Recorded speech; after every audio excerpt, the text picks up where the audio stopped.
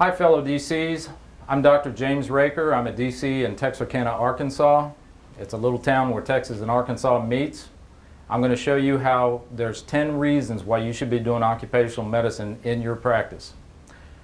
Number one, it can be done by any DC in any state. So all 50 states will allow DCs to do occupational medicine of some kind. There are a few limitations in a couple of states. The state of Washington, Michigan, and New York will not allow you to do DOT physicals, but they allow you to do virtually everything else I teach, and there's around 14 things that we're going to go through in this seminar. Number two, it can be done in any town, whether big or small. I have people in Dallas, Chicago, Los Angeles, but I also have doctors in small towns, like a town of 2,000 people in Ohio, where the doctor's making more money with his occupational income than his regular practice. Number three, and this is the one you should like the most, it's all cash. There is no health insurance to deal with. This is where companies have to pay cash for occupational medicine, so there is no health insurance. And that's a boon in this day and age when Medicare and insurance does not pay us justly. Number four, this can be done for very little startup money because there is no expensive equipment to buy unless you get into some of the later stages. But just doing DOT physicals, you have all the equipment that you need right in your own practice. Drug testing, all the kits are sent to you free. So once you do the training, there's no startup equipment. You can start with those two basic things right there. Number five, many of these services are mandated by the government through either federal mandates or state mandates. These are all mandated by DOT, OSHA, NIOSH, all the government sections. So number one, you don't have to convince an individual person to come see you and spend money. What you actually have to do is convince a company to send their 10 or 100 or 1,000 employees to you for the things that the government says they have to spend money on. So this is already money that's budgeted by the company and cash that they know they have to spend. There's not a lot of convincing to do here. The convincing is just that you're going to do a better job than any other competitor in your area, and it's very easy to do once I show you all the rules and regs and how to talk to these companies. Number six, the number of providers doing DOT physicals went way down, and here's the reason why. 5 years ago, the government came up with a certification standard.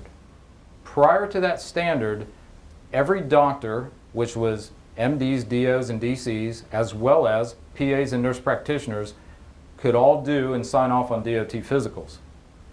When the government said they were not doing the standard well enough, they created a test and a certification, and when that happened, all the doctors dropped out. They didn't want to do it. They didn't have time to do it.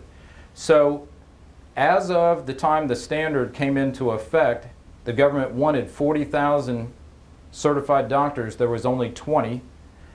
And from that point on, it has still only grown up to about 60 or 70,000 doctors, where there used to be 500,000 providers that could sign off on this.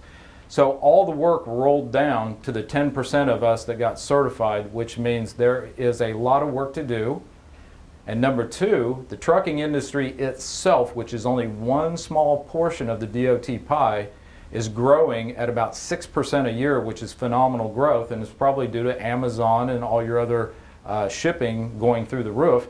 So the workload is unbelievable, and really trucking is just such a small piece. When I show you the rest of this, it's going to get even bigger. Number seven, 90% of the occupational work can be done by an assistant, which means you, the doctor, do not have to stand there and do all the work. Once trained, your assistant can go out on site to a company without you being present, do the work, and come back with a check. So like the medical model where you have a doctor that has 5 nurses that do all the work and he just comes around and signs off on forms and gets paid, you can now have trained assistants that can go not only in your clinic but off-site to different places, do the work, and come back without you ever going there. Number 8, it is possible to make $5, $10, even $20,000 in a single day doing occupational work. Now, if you're in your chiropractic clinic and you're trying to make that kind of money, you have to see and adjust a lot of patients. And when I tell you that I've actually received checks over $10,000 where I did not lift my finger, my assistants went out to the companies, did the work, and came back with the check, and I did nothing. If that doesn't make you interested in this, I don't know what else I could tell you to make this interesting. Number 9, yes, you can still do full-time chiropractic practice. I do. I still practice 40 hours a week. Doctors ask me all the time, if I'm doing occupational medicine, can I still practice chiropractic? And the answer is yes. You can still practice full-time. The fact that I told you that 90% of the work can be done by the assistants means you're still able to do whatever you want to do, whether that's practice or not practice or how you want to practice. But yes, you can work full-time doing chiropractic that you love, as well as add this additional income with your assistants doing all the work. 10. This work is not a heavy load push-pull. So if you have a disability, like a shoulder disability, instead of retiring from chiropractic the way you love, you could still practice part-time with your disability or full-time with occupational medicine because there's no heavy pushing or pulling. As long as you have one good eye, one good ear, and one good hand to write with, you can do the work. It's all physical exam or review of records, so there's no heavy push or pull. So retirement, disability doesn't come into play. You can do this for as long as you want. And if you set this up right, it could even, when you do fully retire, keep running as residual income with your workers going out and doing the work and bringing you back the income. So if those 10 reasons at least pique your interest on looking at this, go to our website, which is www.occmed4dcs.com. That's www.occmedfordcs.com. Look at the videos of the other doctors that I've trained. The proof of the actual checks are there where you can see the type of income that I'm talking about. We actually have the seminars for training.